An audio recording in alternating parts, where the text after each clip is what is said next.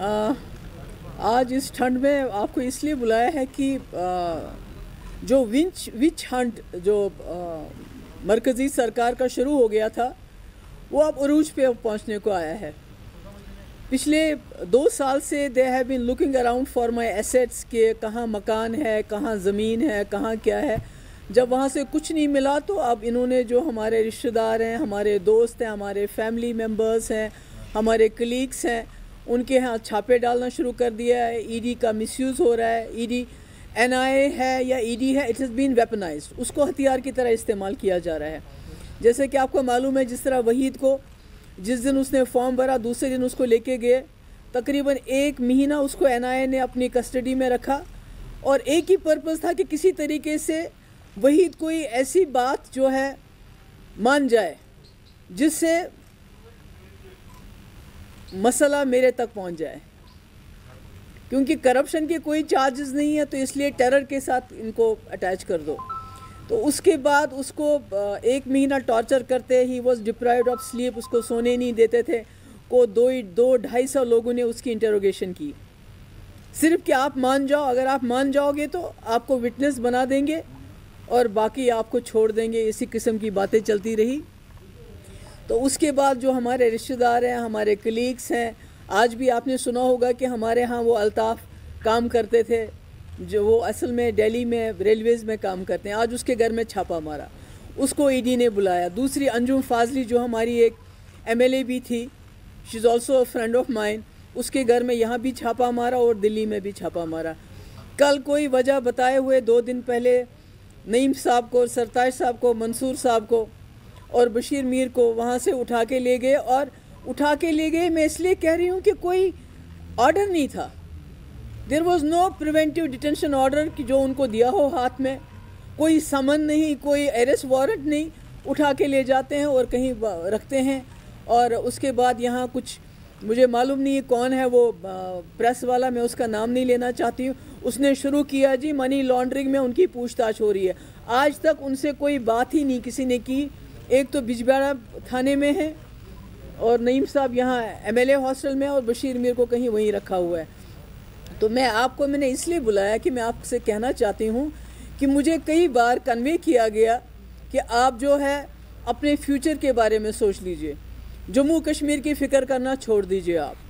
चूँकि मैं उस बात पे आमादा नहीं हुई, मैं कोई बहुत बड़ी हस्ती नहीं हूँ, मैं कुछ बहुत बड़ा जम्मू कश्मीर में कोई बहुत बड़ा मसला मेरे हाथों से हल नहीं हो सकता है, मगर जो जम्मू कश्मीर के मज़लूम लोगों की आवाज़ है, जो जम्मू कश्मीर के लोगों का 370 की वजह से जो यहाँ लोगों को दिन दहाड़े एक डाका डाला गया, उसकी आवाज़ मैंने उठाई है और आगे भी उठाते रहूँगी।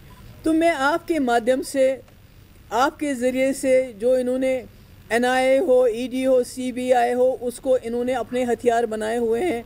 हालांकि they are very serious agencies, they are supposed to investigate very serious charges. आप इमेजिन नहीं करेंगे, ये लोग इतने गिर गए हैं कि मुफ्ती साहब के मकबरे को भी अब ये ऑडिट कर रहे हैं कि वहाँ जो मकबरा बना वो पैसा कहाँ से आया। एक इंसान जिसने इनके साथ हाथ मिलाया, एक बड़े मकसद की खातिर इन पे भरोसा किया, आज जबकि वो इस दुनिया में नहीं हैं तो उनके मकबरे, उनके जो मकबरा है वहाँ पर उस पर भी ऑडिट चल रहा है कि वो जो हमें इंफॉर्मेशन मिल रही है। तो मैं आपके माध्यम से दिल्ली में जो सरकार बैठी है, जो लोग भी बैठे हैं, ये जो अफरा तफरी फैला रहे हैं, ये जो हमारे जो मेरे भाई के दोस्त हैं, अगर किसी से लोन लिया हुआ है, मतलब कर्ज लेना भी हमारे लिए अब करप्शन बन गया, गुनाह बन गया है। मेरी कोई प्रॉपर्टी नहीं, मेरी बहन है, डॉक्टर है, she is a very highly qualified doctor, उसके हस्बैंड भी बहुत बड़े डॉक्टर हैं, वो हज़ारों डॉलर वहाँ टैक्स पे करते हैं। उसने यहाँ ज़मीन खरीदी हुई है, उसका मकान है, उसकी दिल्ली में भी प्रॉपर्टी है, तो उसके पीछे भी उसको भी कुरेदना शुरू कर दिया है। मेरी मम्मी का कहीं अकाउंट है, उसको कुरेदना शुरू कर दिया है। तो ये बीजेपी जो है, उनके पास कोई पॉलिटिकल दलील नहीं है। They are not fighting me politically. I want to tell them, मैं आपके मीडियम से I want to tell all the BJP leaders कि आपके पास इतनी बड़ी ताकत है, आपके पास इतने मेंबर पार्लियामेंट है, आपके पास सरकार है। अगर आपको फाइट करना है मुझसे तो पॉलिटिकली फाइट करो, fight me politically, not through NIA, ED and CBI. اگر مجھ سے جنگ لڑنی ہے تو پولیٹیکلی لڑو مجھ سے، زمین پہ قدم رکھ کے لڑو. یہ آسمانی کبھی NIA، کبھی ED کے چھاپے، کبھی CBI کے چھاپے، اس میں کیا ملے گا آپ کو؟ میرے پاس کیا ہے؟ اگر ہوتا تو آپ میرے والد کے مقبرے کی جا کے وہاں جانچ نہیں کرواتے کہ یہ کتنے کا بنا ہے، یہ کہاں سے بنا ہے، اگر میرے پاس کوئی پراپرٹی ہوتی. تو میرا کہنے کا مطلب یہ ہے کہ چونکہ they have nothing to stick to me as far as corruption is concerned, so they have tried to through Wahid, they have tried to connect me to terror funding کہ پتہ نہیں ہمارے کوئی ملیٹنٹس کے ساتھ تعلقات ہیں، پھر ہم ان کو پتہ نہیں شاید مدد کرتے تھے. یس، جو ملیٹنٹ کی فیملیز تھی، مفتی صاحب جب پہلی بار چیف منسٹر بنے، جو ملیٹنٹ مارے گئے تھے، جو مر گئے تھے، جو جاں بحق ہوئے تھے، ان کی فیملیز کو ہم باضابطہ اکاؤنٹس کے ذریعے، بینک اکاؤنٹس کے ذریعے ہم ان کی مدد کرتے تھے. یہ میں آج بھی کہتی ہوں اور یہ کل بھی میں کہوں گی. پر یہ دوسری طرف سے ہم کو ملیٹنٹ کے ساتھ کنیکٹ کرنا، وحید کو ٹیرر فنڈنگ کے ساتھ کنیکٹ کرنا، یہ بالکل نا انصافی ہے، ان کی بزدلی ہے. They are cowards. ایک لیڈی کے ساتھ اگر ان کو لڑنا ہے تو مقابلہ کریں نا. کیا نا مقابلہ ان نے بھی میدان میں، وہاں منہ کی کھانی پڑی ان کو. ہم نے صرف 60 سیٹیں لڑی تھی، ہم نے تقریباً 30 سیٹیں ہم نے اس میں سے جیتی.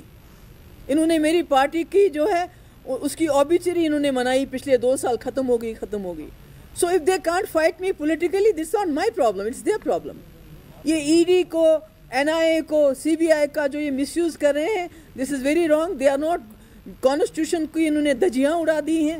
ہم جو مانگتے ہیں کانسٹیٹیوشن کے اندر مانگتے ہیں، 370 کانسٹیٹیوشن کے اندر، ہمارا ایجنڈا کانسٹیٹیوشن کے اندر، میں جو بات کرتی ہوں کانسٹیٹیوشن کے اندر. مگر جہاں تک جموں کشمیر کے ڈگنیٹی کا سوال ہے، یہاں کی عزت کا سوال ہے، یہاں کی عزت نفس کا سوال ہے، جموں کشمیر کے مسئلے کا سوال ہے، محبوبہ مفتی کبھی خاموش نہیں رہے گی. چاہے یہ اس سے زیادہ، چاہے مجھے نہیں معلوم، میں بھی ہو سکتا ہے یہ آپ کی اور میری آخری پریس کانفرنس ہو، مجھے نہیں پتا کس وقت آ کے یہ مجھے اٹھا کے لے جائیں، کیونکہ آلریڈی ہمارے کئی لیڈر لے گئے ہیں. ان کا کوئی بتاتے نہیں ہے کیوں پکڑا ہے. DC صاحب سے آپ پوچھو، وہ بتاتے نہیں ہیں. سری نگر کے DC سے پوچھا، نعیم صاحب کی بیٹی نے، کچھ نہیں بتاتے ہیں. پولیس سے پوچھتے ہیں، کچھ نہیں بتاتے ہیں. کہتے ہیں جی آپ کو پریونٹیو ڈیٹینشن میں بند کیا ہے، بھائی آرڈر دو، وہ آرڈر نہیں دیتے ہیں. تو بالکل لالیسنس ہے. سو آئی ایم ٹیلنگ، میں گورنمنٹ آف انڈیا کو، BJP کی جماعتوں کو کہنا چاہتی ہوں کہ اگر آپ میں دم ہے تو میرے ساتھ پولیٹیکلی فائٹ کر لیجئے. اپنی یہ جو آپ نے بنائی ہیں، اپنی رکھیلے بنائی ہوئی آپ نے، NIA کو، CBI کو، ED کو، جو آپ نے اپنی مسٹرس کی طرح آپ ان کو استعمال کرتے ہیں. ابھی دیکھیے ممتا بنرجی جو ریزسٹ کرتا ہے، اسٹوڈنٹس ریزسٹ کرتے ہیں، ان کو ٹکڑے ٹکڑے گینگ کہہ کے جیلوں میں ڈالا جاتا ہے. ایکٹیوسٹ NGOs کوئی کام کرتے ہیں، ان کو جیلوں میں ڈالا جاتا ہے. آپ کے اس وقت جو مسلمان نکلے CIA کے خلاف، ان کو پاکستانی کہہ کے رائٹس کروائے، ان کو جیل میں ڈالا. آج آپ کے کسان، ہمارے سردار بھائی، دوسرے بھائی وہاں بیٹھے ہیں، ان کو کہتے ہیں یہ خالستانی ہیں، ان کو ریٹس ڈال رہے ہیں. آپ نے سنا ہوگا کہ کئی یونینز کے ہاں ان نے ریٹس ڈالے، اور آج دن کو ہمارے کئی جو ہمارے کولیگس ہیں، جاننے والے، ان کے ہاں ریٹ ڈالے گئے ہیں. تو میں دوبارہ یہ دہرانا چاہتی ہوں، if you have to fight, اگر آپ میں جرت نہیں ہے کہ آپ ایک عورت کے ساتھ پولیٹیکلی فائٹ کر سکتے ہیں، تو مجھے لگتا ہے ان کو چوڑیاں پہن کے گھر میں بیٹھنا چاہیے. they have no business to be ruling this country. جب یہ قانون کی دھجیاں اڑا رہے ہیں، کانسٹیٹیوشن کی دھجیاں اڑا رہے ہیں، جو ہماری ایجنسیز کو ہیں ان کو مس یوز کر رہے ہیں. I don't think کہ ان کے پاس کوئی مورل اتھارٹی ہے. انہوں نے جو بھی قانون لاتے ہیں، لوگ سڑکوں پہ CAA کیا، کانسٹیٹیوشن کے خلاف تھا، لوگ سڑکوں پہ آ گئے. 370 کو غیر آئینی طریقے سے ہٹایا، جموں کشمیر کو ٹیررائز کر کے یہاں کے لوگوں کو خاموش کر کے رکھا ہے. اسی طرح کسانوں کے خلاف لا لایا، آج لاکھوں تعداد میں لوگ کسان سڑکوں پہ ہیں. سب ختم کر دیے انہوں نے، اس ملک کی بربادی کر دی. مگر اگر مجھ سے لڑنا ہے، let them fight me politically. میری فیملی کو، میرے دوستوں کو، میرے کلیگز کو اس میں استعمال نہ کرے. اگر مجھے پکڑنا ہے، اگر مجھے بند کرنا ہے، they should come straight to me, not go to my family, not go to my party people.